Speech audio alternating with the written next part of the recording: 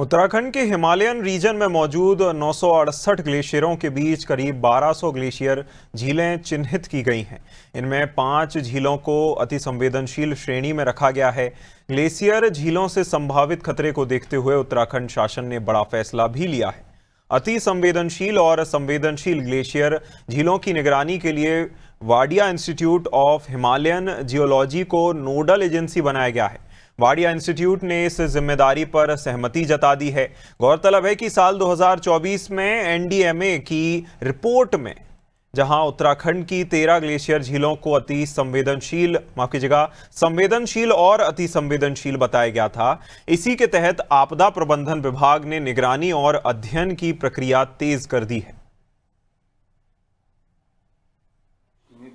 क्या है मौजूदा स्थिति, क्या हम टीम गठित कर पाए हैं, क्या कुछ आगे रणनीति रहने वाली है? ग्लेशियर लेक का पूरा काम चीफ सेक्रेटरी सर ने वाडिया इंस्टीट्यूट को नोडल ऑफिसर बना दिया है, नोडल विभाग बना दिया है।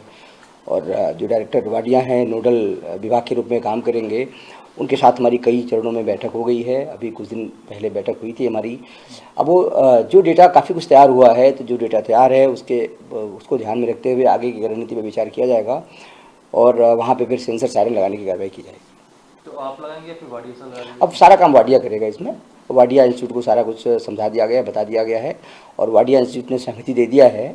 अब जो रिपोर्ट बनी है, जैसे CWC ने काफ़ी बढ़िया रिपोर्ट बनाई है, NIH की रिपोर्ट है और इसके अलावा कुछ और संस्थानों की GSI की रिपोर्ट है, उन सब रिपोर्ट को एक साथ रखने का काम वाडिया इंस्टीट्यूट करेगा और उन सब रिपोर्टों को ध्यान में रखते हुए आगे की रणनीति बनाई जाएगी किस तरह से काम करते हैं। सेंसर कितने लगेंगे? ग्लेशियर झील पे बहुत सारी है।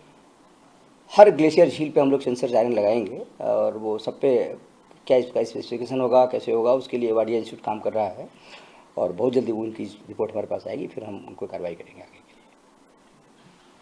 लिए।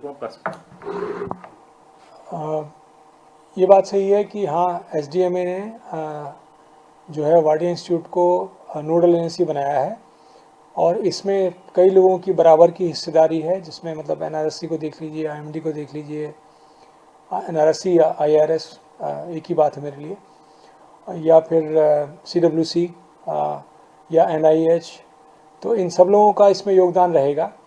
और अभी मेन चीज़ यही है कि हम लोगों ने पीछे भी जब मीटिंग हुई थी तब भी यही बात की थी कि इसमें जो भी काम है वो 2 लेवल पे है, मतलब एक ऑपरेशनल लेवल है और एक रिसर्च लेवल है।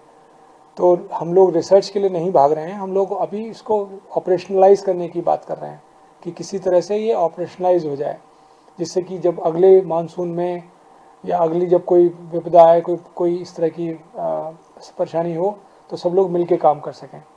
तो उसके बारे में भी बात चल रही है और वो कैसे, कौन कितना कंट्रीब्यूट करेगा, कैसे डेटा आएगा, तो वो सब चीज़ें अभी बात चल रही है, क्योंकि हर एक कोई अपना अपना जो डेटा शेयर करेगा तो उसको ये भी देखना है कि उसकी डेटा जो है सुरक्षित रहे, इंटीग्रिटी बनी रहे उसका लोग जो है वो ढंग से इस्तेमाल करें।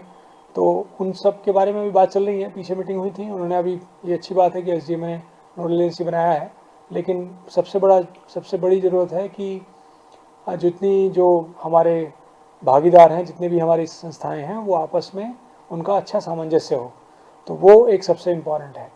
तो उसके बारे में भी हम लोग बात कर रहे हैं।